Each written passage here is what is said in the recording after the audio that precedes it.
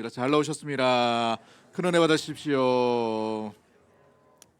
오늘 본문을 통해서 위로의 공동체, 위로의 사람이라는 제목으로 말씀을 나누도록 하겠습니다.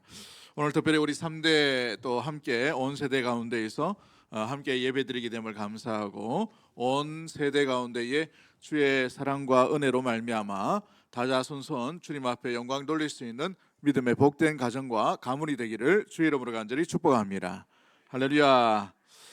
스웨덴의 여성 언어학자이자 환경 운동가인 헬레나 노르베리라는 사람이 책을 하나 쓰게 된대요. 그 책 이름이 오래된 미래라는 책이 있습니다. 이 오래된 미래라는 책은 1970년도에 이 사람이 학위 논문을 쓰기 위해 인도의 북부를 방문했는데 그곳에서 한 시골 마을 또 한 민족을 발견하게 됩니다.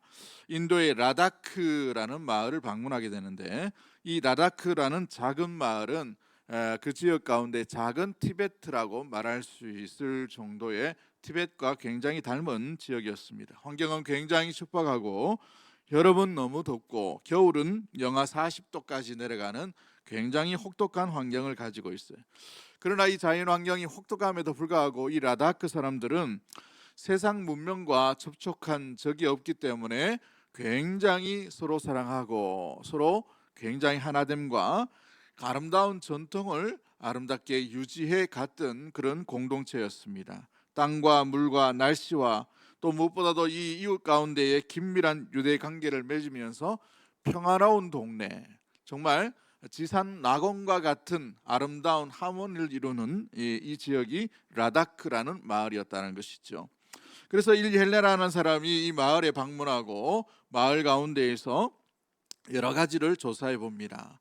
정말 이 마을을 보면서 이 마을은 오래되었지만 앞으로 인류가 살아가는 미래의 모습이다라고 해서 그의 논문 제목이 오래된 미래라는 책으로 발견하게 된 것이죠. 그런데 문제가 생겼습니다. 이 헬레나라는 사람을 통해서 이 라다크라는 마을이 세상에 알려지기 시작하게 된 것이죠. 알려짐으로 말미암아 서방에 있는 많은 사람들이 소식을 듣고 수많은 사람들이 이 라다크 마을을 방문하고 구경하고 여러 가지를 찾아봅니다. 그러다 보니 세상과 접촉하고 세상의 문화, 세상의 가치관이 들어오게 됨으로 말미암아 그토록 아름답고 그토록 우애가 깊었고 그토록 사랑이 많았던 이 라다크라는 마을이 급속하게 삶의 체계가 무너지는 안타까운 일들이 일어나게 되어버린 것이죠. 그들의 아름다운 이 문화와 아름다운 이 하나됨을 끝까지 지켰더라면 좋았을 텐데 급격하게 이 마을의 아름다움이 무너지게 된 결과를 초래하게 되었다는 것입니다. 오늘 본문에는 교회가 가장 아름다운 모습, 원형의 모습들이 무엇인지를 보여주는 본문이 등장하고 있습니다. 2000년 전 베드로와 요한이 사내들인 이 공회에 끌려가서 신문을 받고 그 나온 뒤에 성령께서 놀랍게 충만하게 하심으로 말미암아 담대히 오히려 온 교회 가운데에 복음을 전파하는 일로 인하여 온 교회가 성령의 놀라운 충만함을 다시 한번 입게 되었습니다. 그로 말미암아 수많은 영혼들이 주께 돌아온 일들이 일어나게 되는데 그 성령의 충만한 공동체, 고난 앞에서 무너지지 아니하고 고난을 견디고 고난을 이김으로 말미암아 나타났던 성령의 아름다운 초대교회의 원형의 모습이 오늘 우리 32절부터 37절까지 등장하고 있지요. 성령의 충만함으로 말미암아 함께 하신 아름다운 초대교회의 모습들이 이 성령의 충만함으로 말미암아 어떤 모습들이 일어나고 있습니까? 이 놀라운 은혜를 받았던 초대교회에 드러났던 현상들은 무엇일까요?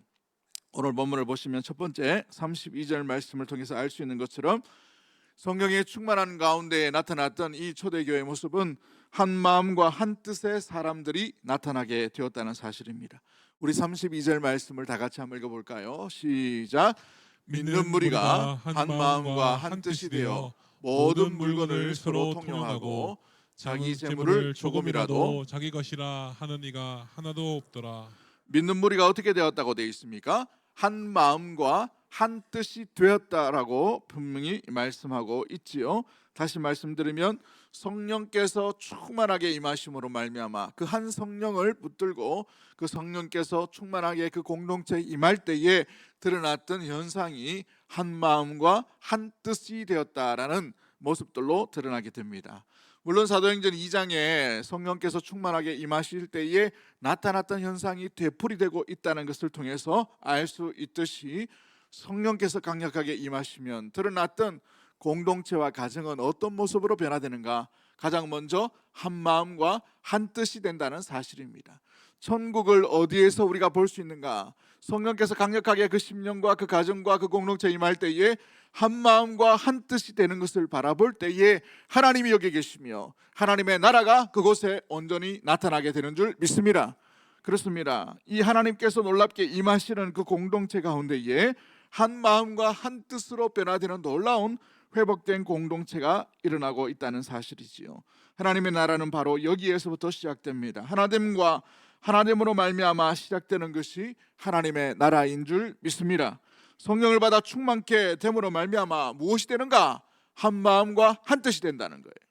여러분, 이것이 가장 먼저의 출발인 것입니다. 우리가 어떤 사역들, 우리가 어떤 봉사들, 우리가 무엇을 위해, 주를 위해 일하는 것, 그것은 우선순위가 아닌 것이에요. 가장 먼저 드러난 성령께서 우리 가운데 지배하시고 성령께서 우리 가운데 나타나시며 성령께서 우리 가운데 충만하게 거하실 때에 가장 먼저 일어나는 현상은 한 마음과 한 뜻으로 나아간다는 사실인 것입니다. 여러분, 세상의 모든 다툼이 어디서부터 비롯됩니까? 마음과 생각이 다르기 때문에 드러나는 것이죠. 부부간의 생각이 다릅니다. 부부간의 마음이 달라요. 부모 세대와 자녀 세대가 마음과 생각이 달라지므로 갈등이 일어나죠. 이 지역과 저 지역이 생각과 마음이 다름으로 말미암아 갈등이 일어납니다. 이 나라와 저 나라가 생각과 마음이 달라짐으로 말미암아서 전쟁이 일어나고 있음을 보게 됩니다. 갈등과 다툼이 일어나는 이유는 바로 마음이 다르기 때문이요, 생각이 다르기 때문에 그런 것이죠. 그러나 성령께서 우리 가운데 임하실 때에 그 다른 생각을 그리스도 안에서 충만하게 통일되게 하신다는 사실입니다. 누구로 인하여요?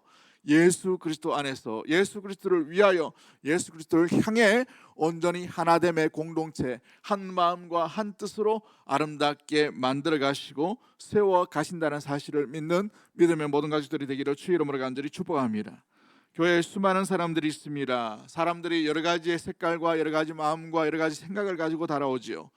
저기 의성에서 내려오신 분도 있을 뿐만 아니라 저기 경남에서 내려오신 분도 있을 것이고 대구를 떠나지 않은 사람도 있을 것입니다. 수많은 마음과 생각과 가치관과 문화들을 안고 이 자리에 옵니다마는 우리는 성령에 의해서 지배를 받는다면 성령의 생각, 성령께서 같은 생각, 같은 뜻을 품게 하시는 방향으로 온전히 나아가야 될 줄 믿습니다.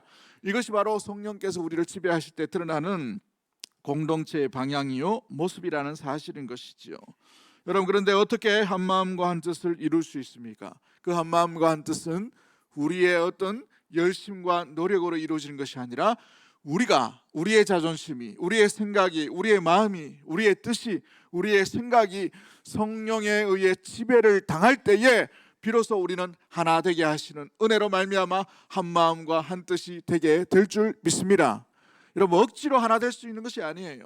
우리의 모든 각자가 부모와 자녀 간에 또한 여러 같이 함께 모인 성도들 간에 우리의 생각과 우리의 마음이 주 성령에 의해 온전하게 말씀 가운데 지배를 당할 때에 비로소 우리에게는 하나됨과 한 마음으로 온전히 나아가게 된다는 사실인 것이죠. 그럴 때 어떤 일이 일어납니까?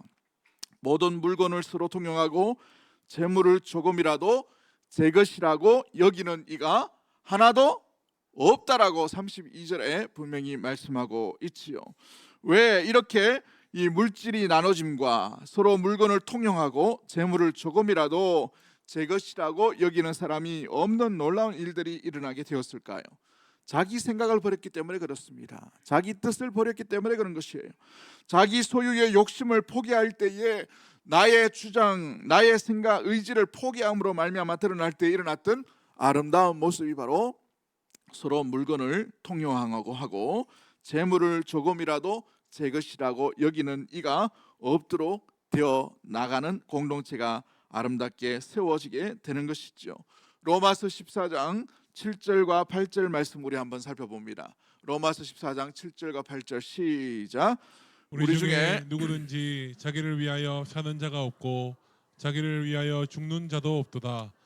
우리가 살아도 주를 위하여 살고 죽어도 주를 위하여 죽나니 그러므로 사나 죽으나 우리가 주의 것이로다. 아멘. 아멘.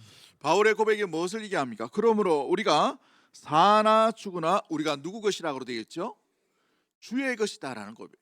이 주의 것이라는 고백이 어떻게 일어났습니까? 예수 그리스도를 믿는 믿음으로 말미암아 십자가를 통과하고 내가 살한 것이 산 것이 아니라 그리스도께서 나를 위해 대신해서 죽으심으로 말미암아 온전히 새로운 피조물, 새로운 존재가 되었다는 사실을 온전히 믿는 믿음 안에서 우리가 나의 것이 아니라 우리가 누구의 것이라고 된다고요? 주의 것이라는 고백이 일어날 수가 있게 되는 것이에요. 아무나 우리가 주님을 위해 헌신할 수 있는 것이 아니에요. 아무나 우리가 주를 위해 나눌 수 있는 것이 아닙니다.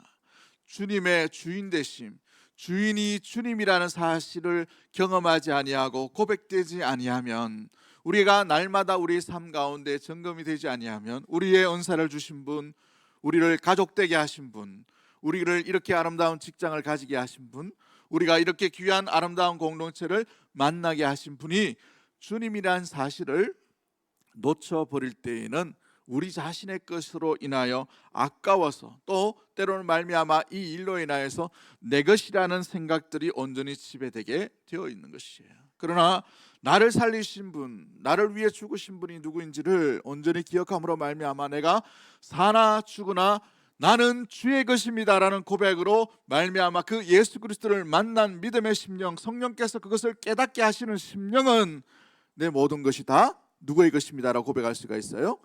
주인의 것입니다라는 고백을 할 수가 있게 되는 것이죠. 그래서 기꺼이 내 것을 포기하게 됩니다.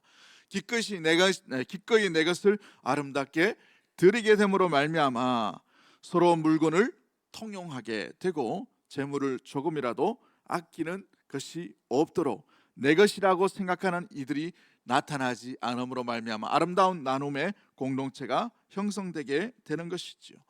어떻게 우리가 이 마음을 온전히 유지할 수 있을까요? 그리스도의 주인 되심을 온전히 붙들고 나아갈 수 있는 놀라운 그 은혜의 모습들은 주인의 마음을 온전히 간직하는 것입니다. 우리 예수님께서 우리를 위해 어떻게 죽으셨는가, 어떤 마음으로 이 땅 가운데 오셨는지를 잃어버리지 않는 것이지요. 빌립보서 2장 3절 말씀을 한번 보도록 합니다. 빌립보서 2장 3절 말씀입니다. 같이 봅니다. 시작. 아무 일에든지 다툼이나 허영으로 하지 말고 오직 겸손한 마음으로 각각 자기보다 남을 낮게 여기고. 우리 4절 말씀도 같이 볼까요? 같이 봅니다. 4절 말씀 안 띄웠군요. 각각 자기보다 남을 어떻게 한다라고 되어 있습니까? 낮게 여긴다라고 되어 있어요. 여러분, 어떤 일이다, 어떤 일에든지 다툼이나 허영으로 하지 말고 오직 어떻게 되어 있어요? 무슨 어떤 마음으로 다른 사람의 일을 돌아보라라고 되어 있어요. 이 귀한 마음이 무엇입니까? 빌립보서에서 말씀하고 있는 귀한 이 마음들, 아무 일이나 다툼이나 허영으로 하지 말고 오직 어떤 마음으로 자기를 남보다 낮게 여기라고 되어 있어요. 겸손한 마음이에요. 겸손한 마음. 겸손한 마음을 잃어버리면 우리 마음이 교만함으로 말미암아 우리 것이, 내 것이, 내가 가진 것이 최고라는 생각들, 자기 의로 살아갈 때가 종종 있음을 보게 됩니다. 그로 인하여 다른 사람의 생각과 의견이 존중되지 않게 되어 있어요. 그로 인하여서 그 가정은 하나 되지 못하게 되었다는 것이죠. 아버지가 너무 잘났어요. 그러면 자녀 가운데 아버지의 그 잘남으로 말미암아 그것만 굉장히 강조하면 어떻게 됩니까? 자녀들이 그걸 볼 때 옳다라고 생각은 되는데 따라가고 싶지는 않는 모습이 드러날 수가 있게 되는 것이죠. 굉장히 위험한 모습들을 보게 됩니다. 자기 의에 충만한 가정은 결국은 무엇보다도 고생과 아픔 가운데 자기 의견에 인하여서 많은 사람들을 상처 주게 되는 일들도 연결되어 있음을 여러분 기억할 수 있게 되기를 원합니다. 무엇보다도 우리가 기억해야 될 것이 성령께서 우리 가운데에 겸손케 하시는 마음을 품으라고 말씀하신 이유가 무엇이에요? 나보다 남을 더 낮게 여기라는 이야기가 무엇을 이야기합니까? 돌아보라는 것들뿐만 아니라 우리에게 이 모든 것들을 버리시고 이 땅 가운데 오신 겸손의 왕이신 예수 그리스도의 그 마음을 온전히 가지라는 것을 의미해 주고 있어요. 여러분, 우리는 지금 다양한 다원화 시대에 살고 있습니다. 자녀라 하더라도, 우리가 낳은 자녀라 하더라도 생각이 다르고 뜻이 다름을 우리는 너무나도 잘 알고 있지요. 이 세상 가운데 가장 지독실이 내 말을 제일 안 듣는 사람이 어디 있어요? 집에 있어요. 집에. 딴 데 있는 게 아닙니다. 집에 있어요. 보통은 집에 있어요. 그죠? 왜 그런가요? 내 의와 내 생각을 너무 많이 가지고 있기 때문에 그런 거예요. 안 듣는 게 아닙니다. 의견이 다른 거예요. 그죠? 그 다른 이야기를 여러분 집에서 잘 통하지 않아요. 말이 안 통해. 부부간에. 그죠? 자녀들 가운데도 마찬가지입니다. 내 말만 들으면 되는데 왜 내 말만 안 듣냐라고 이렇게 자꾸 얘기합니다. 그렇기 때문에 안 듣는 거예요. 여러분, 생각과 뜻은 우리가 성령에 의해 온전히 주 예수 그리스도의 십자가를 통과하지 않으면 다를 수밖에 없다는 사실입니다. 그러기에 이 아이가 온전히 자라갈 동안 이 남편과 이 아내가 십자가를 온전히 통과하기 전까지 우리는 하나 될 수가 없다라는 사실을 우리가 인지해야 하는 것이죠. 그러므로 우리의 삶, 내 삶이 먼저 내 뜻과 내 마음이 예수 그리스도의 십자가를 온전히 통과함으로 말미암아 겸손한 마음으로 나아가고 있는지를 점검해 보셔야 합니다. 그것으로 말미암아 우리는 하나됨의 시작과 출발을 할 수가 있게 되는 것이지요. 어느 누구도 내 주장과 고집을 십자가를 통과하지 않고서는 꺾을 자가 없게 되어 있어요. 여러분, 제일 많이 고집 부린 사람이 누굴까요? 그 말을 하는 사람이에요. 말하는 사람, 부모일 수도 있고 자녀일 수도 있게 됩니다. 그러나 믿음의 성도는 내 주장과 내 고집과 내 생각과 내 뜻과 내 마음이 아니라 예수 그리스도의 십자가를 통과하고 난 뒤에 성령께서 우리에게 깨닫게 해주시는 주의 마음과 주의 생각과 주의 뜻이 무엇인지를 붙듦으로 말미암아 그 생각과 뜻으로 한 마음과 한 뜻 가운데에 아름답게 세워져 가게 될 줄 믿습니다. 그런 공동체와 그런 가정이 되기를 주의 이름으로 간절히 축복합니다. 그렇습니다. 한 마음과 한 뜻은 무엇보다도 주의 성령께서 우리를 지배하실 때에 아름답게 이루어지게 되는 것이죠. 두 번째, 우리 이 본문을 통해서 우리가 알 수 있는 귀한 성령에 충만할 때 나타났던 아름다운 공동체 현상은 무엇이었습니까? 33절부터 35절까지 말씀 가운데에 성령이 충만한 교회에 나타난 현상은 부족함 없이 나눔의 사람들이 되었다는 사실입니다. 여러분, 이 시대를 한번 보십시오. 여행객들이 수십만 명이 몰려드는 예루살렘입니다. 여러분, 이 관광지가 여러분 잘 알지만 여러 외국인들이 오고 이 외부의 사람들이 올 때에는 많은 장사치들이 몰려드는 곳이 예루살렘이에요. 지금도 보면 이 사람들이 전쟁을 빨리 끝내려고 합니다. 왜냐하면 예루살렘에는 이 종족들이 살고 있기 때문에 그래요. 모슬렘도 살고 있고 아르메니아인도 있고 유대인도 있고 기독교인도 있어요. 그러다 보니 이 사람들이 분명히 싸워야 되고 충돌해야 되는데 지금까지 그 예루살렘 안에서는 굉장히 평화롭게 삽니다. 왜 평화롭게 살까요? 자기들끼리 싸우면 어떻게 됩니까? 돈을 못 버는 거예요. 다 장사꾼들이에요. 얼마나 그 장사꾼들이 많은지, 가는 데마다 이 한국 사람도 얼마나 많이 가는지, 그죠? 한국 교회가 예루살렘 경제를 굉장히 많이 세웠습니다. 성지순례 때문에 많이 가는데 가면은 무조건 붙잡고 무조건 10,000원이라 그래요. 10,000원. 그것 때문에 싸우지도 않아요. 얼마나 많은 사람들이 있습니까? 많은 사람들에게 돈 벌려고 하는 그런 시대예요. 그러니까 다른 사람의 주머니를 자기 주머니로 삼고자 하는 사람들이 몰려드는 것이 예루살렘이었다는 것이죠. 그런데 이곳에 각각 자기의 어떤 주머니를 채우려고 하는 사람들이 몰려드는 그곳에 이 성령의 충만함으로 말미암아 어떤 현상이 일어나고 있습니까? 나눔의 현상들이 일어나요. 내 것을 내 것이라 하지 아니하고 내 것을 주고 내 것을 나누고 내 것을 베푸는 놀라운 부족함이 없는 나눔의 사람들이 등장하게 되었다는 사실이죠. 유일한 희한한 족속과 희한한 공동체가 지금 형성되게 되었다는 사실입니다. 여러분, 이와 같은 일들이 이 가운데 일어난 이유가 무엇일까요? 33절을 한번 말씀을 봅니다. 33절 말씀을 같이 보면 시작. 사도들이 큰 권능으로 주 예수의 부활을 증언하니 무리가 큰 은혜를 받아. 아멘. 무엇을 받았다라고 되어 있어요? 큰 은혜를 받았다고 되어 있어요. 무엇 때문에 그렇죠?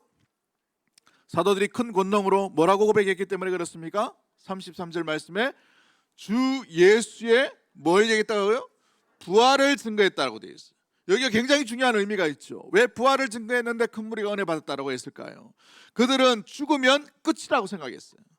이 땅 가운데에 이렇게 핍절한 세상 가운데 로마의 지배를 당하고 수백 년 동안 고통당하고 있는 이런 어려움들, 나라가 잃어버렸던 그런 아픔들, 그래서 뿔뿔이 흩어졌던 나그네의 인생과 같은 삶을 살아가는 그 인생들 가운데에 겨우 한번 성지순례 와서 겨우 한번 예루살렘 성전을 한번 보고 돌아가는 인생들이 많은데, 그 가운데에서 이 땅의 삶이 끝이라고 생각되는 가운데에 예수께서 죽으심 가운데 아니라 예수께서 죽음의 권세를 무너뜨리시고 부활하셨다는 사실이에요.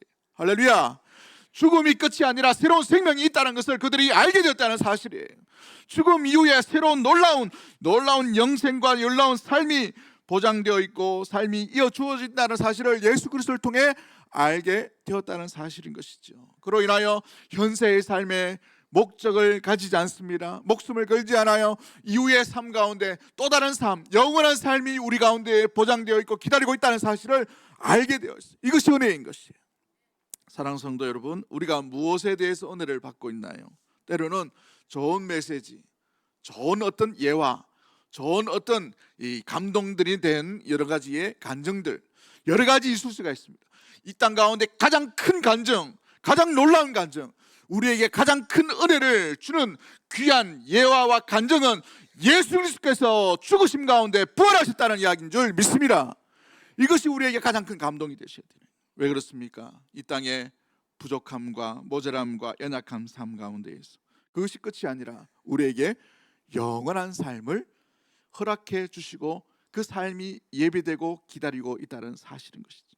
가장 먼저 그 일을 하신 분이 우리 주 예수 그리스도라는 사실을 알게 되고 믿게 됨으로 말미암아 이 땅에 있는 것, 가진 것으로 인하여 모든 것을 삼지 않아요.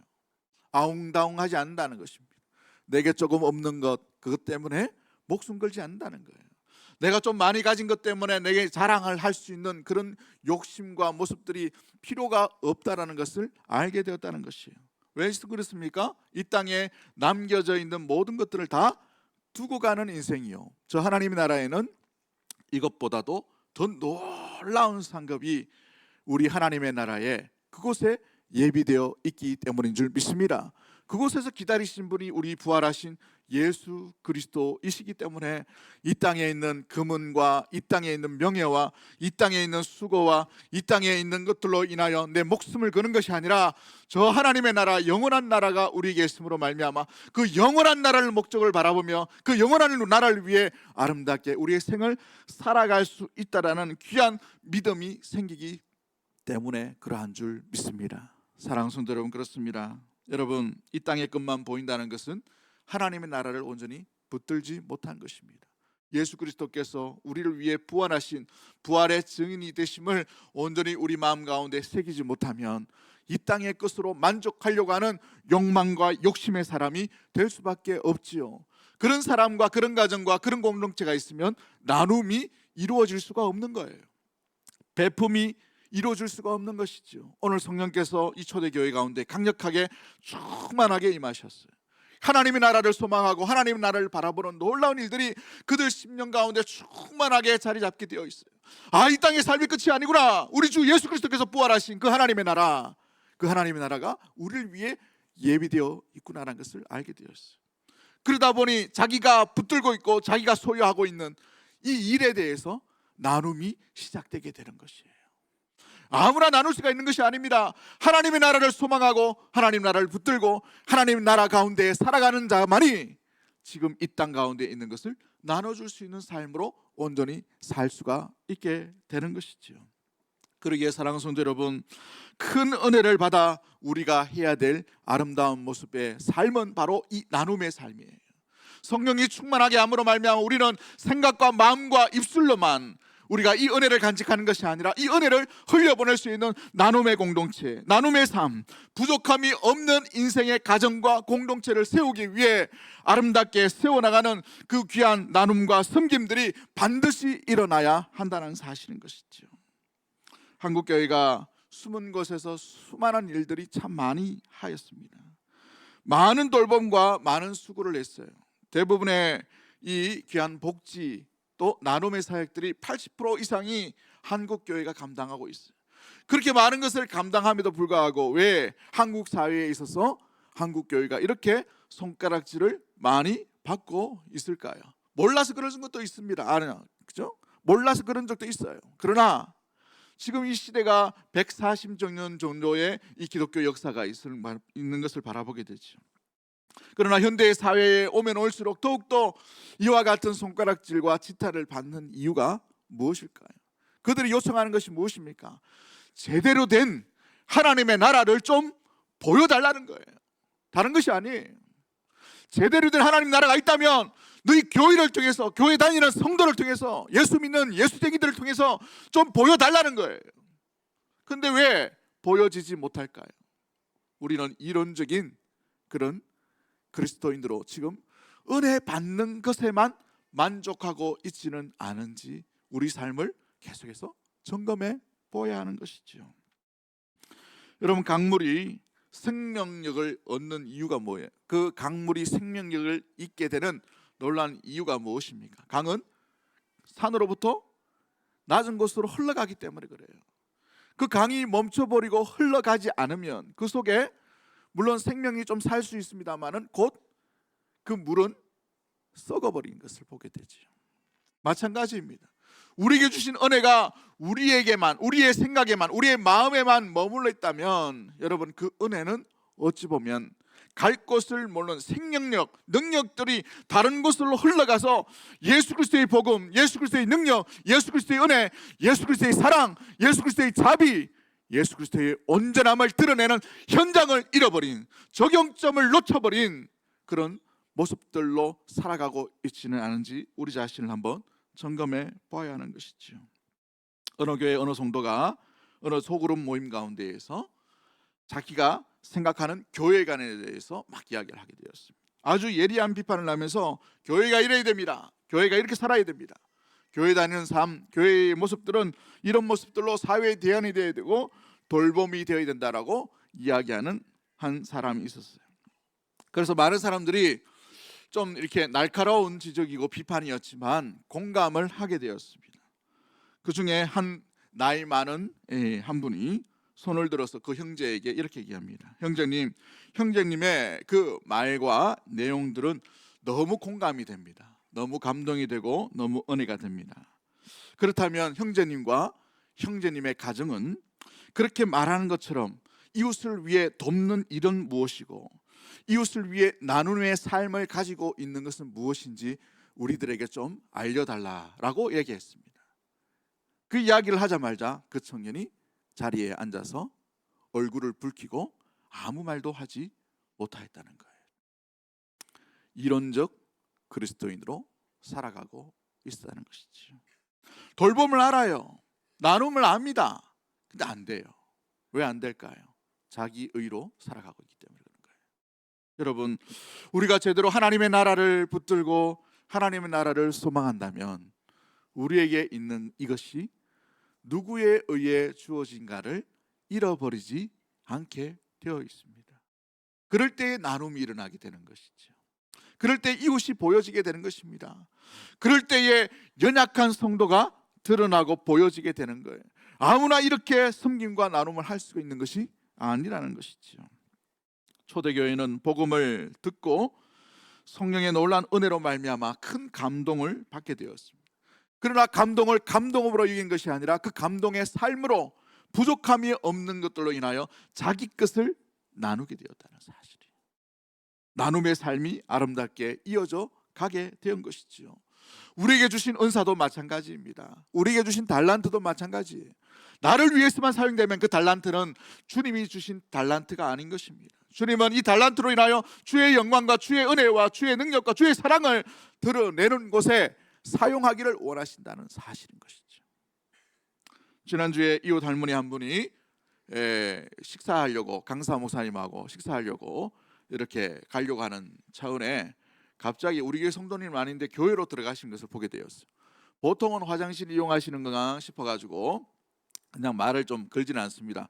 혹시나 또 뭐 이렇게 와서 교회가 갑질하나 자꾸만 말을 거노 이렇게 생각할까 싶어가지고 근데 조금 이제 두리번 하시는 거예요. 그래서 어디 가십니까? 누구 찾으십니까? 라고 차에서 제가 물었습니다. 그러니까 머뭇 하시더니만 갑자기 봉투 하나를 득 주시더라고. 이 뭡니까? 라고 편지입니까? 라고 보니까 돈이 들었어요. 아이고 이게 왜 이 돈을 주십니까? 라고 하니까 이분이 우리 교회에서 하는 독거노인 방지하기 위해서 우리가 우유 사업을 지금 3년 정도 넘게 하고 있죠. 근데 그 사업을 하고 있는 그 대상자인가 봐요.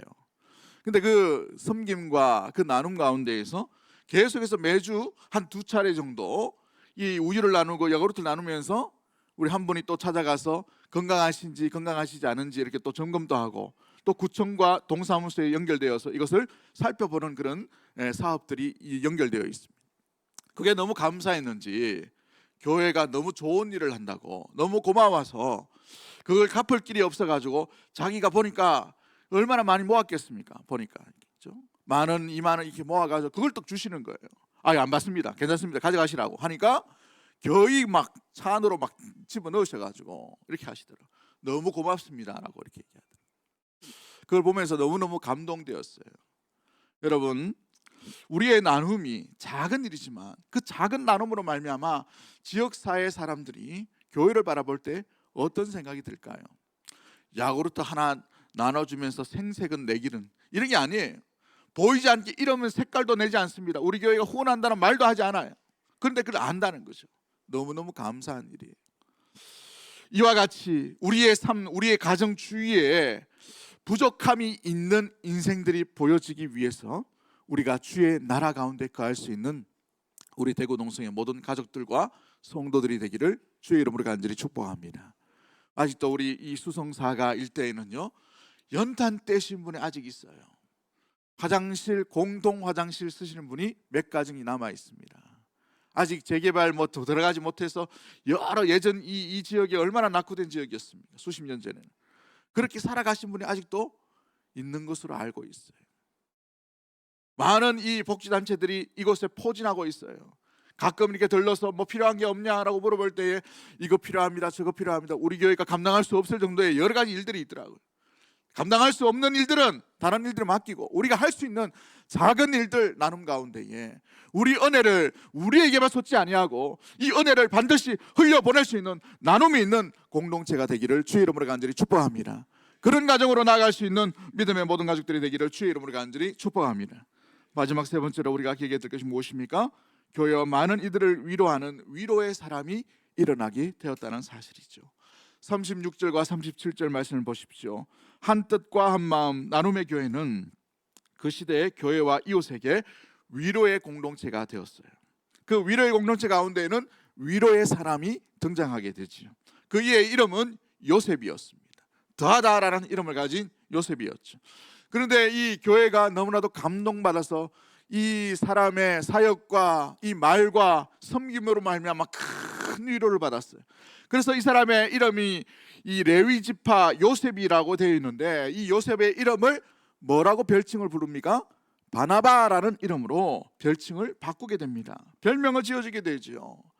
그 사람의 이름을 바나바, 위로의 아들이라고 이렇게 명령하게 됩니다. 37절 말씀 보면 그가 밭이 있음에 팔아 그 값을 가지고 사도들의 발 앞에 두니라라고 되어 있어요. 그는 자기의 물건, 자기의 재물도 나누었습니다만은 이 나눔으로 말미암아 초대교회가 큰 위로를 받았어요. 그런데 이와 같은 물질의 나눔뿐만이 아니에요. 이 사람은 큰 부자였습니다. 큰 부자임에도 불구하고 그의 재산을 이웃과 공동체의 나눔으로 내어주었다는 것이죠. 그런데 재물만 아는 것이 아니라 여러분 이 사도행전 이 모든 기록들을 보시면 사도행전 11장 24절에 어떻게 되어 있습니까? 사도행전 11장 24절 그는 착한 사람이라고 되어 있어요. 착한 사람. 성령과 믿음이 충만하여서 그를 통하여서 많은 사람들이 주께 돌아오게 되었다라고 사도행전 11장 24절 말씀 가운데 이야기하고 있어요.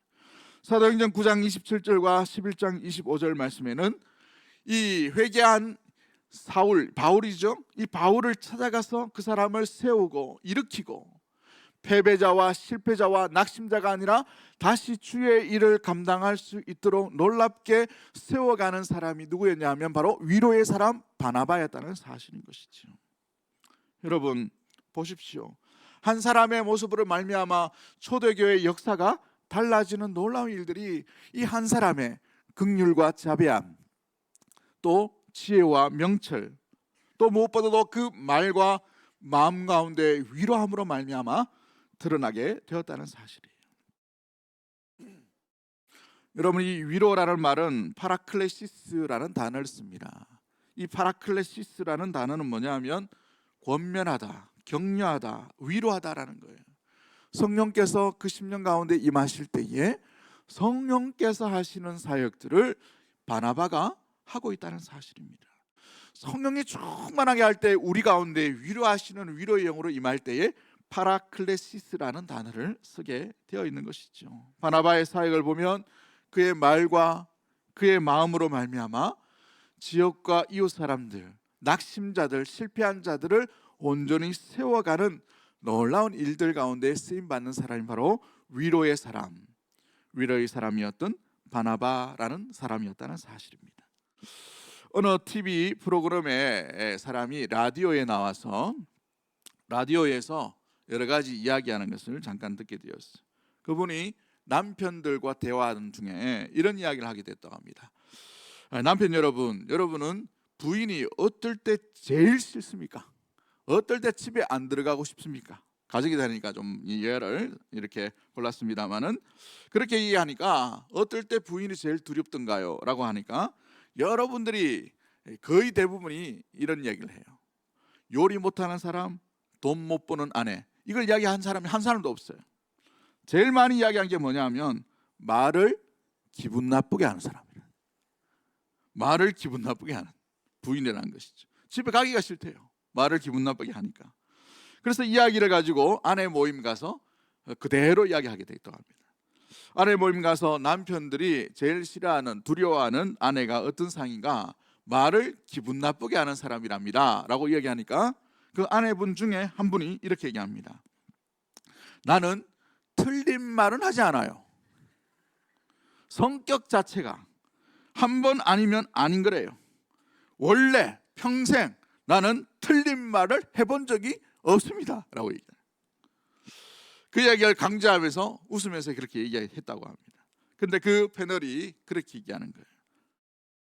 그 사람은 말은 맞지만 말은 표현할 때에 사람을 오히려 낙심시키게 하는, 사람을 세워가는 것을 배우지 못함으로 말미암아 남편으로 하여금 오히려 더 힘을 잃어버리게 만드는 모습들을 취하였습니다. 그렇게 얘기하면서 이분이 예수 믿는 사람인가 봅니다. 그래서 고린도전서 10장 23절과 24절을 잠깐 언급하면서 이렇게 얘기합니다. 모든 것이 가나 모든 것이 유익하지 않습니다. 모든 것이 가지만 모든 것이 덕스럽지는 않습니다. 우리는 말을 할 때에 말을 함으로 말미암아 그 사람이 맞냐 안 맞냐에 초점을 맞출 수가 있어요.